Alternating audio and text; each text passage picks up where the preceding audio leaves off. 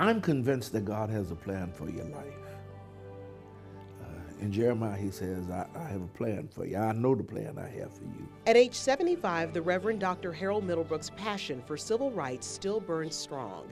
It started for him as a child in segregated Memphis, Tennessee. Our teachers would teach us history. You know, my mom was subject to wake you up at 4 or 5 o'clock in the morning and tell you to sing the second verse of Lift Every Voice and Sing.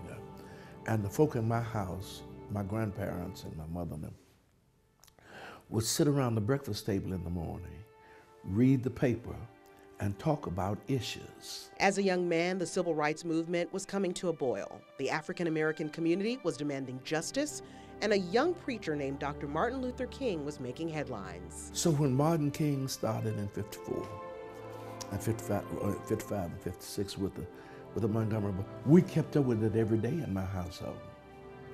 And our teachers would have us to subscribe to the Commercial Appeal newspaper, which was a daily paper. Reverend Middlebrook would go on to college at a prestigious school in Atlanta, where his life would take a turn. I graduated and went on to Morehouse, did a summer program as a Woodrow Wilson student, and got involved with Lonnie King, Herschel Sullivan, Julian Bond, and all of that crowd in Atlanta for the Committee on Appeal for Human Rights. Now a part of the vanguard for the revolution of equality, Reverend Middlebrook was facing some of the hardest moments of his youth.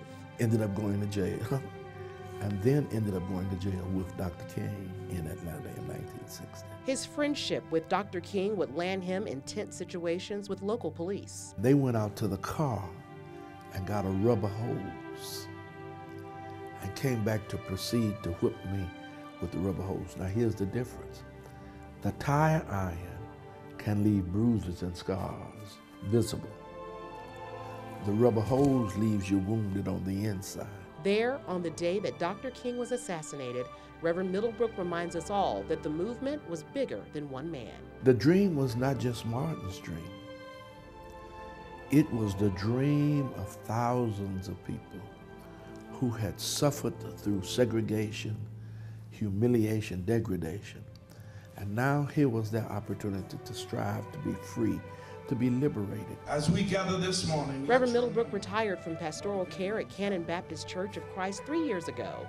He's slowed down a bit, but is still pressing for change. When I look at the 50 years ago, it merely challenges me that with whatever years I have left and whatever strength I have left, I've got to continue fighting. Reporting from Knoxville, Tennessee, I'm Tirsa Smith.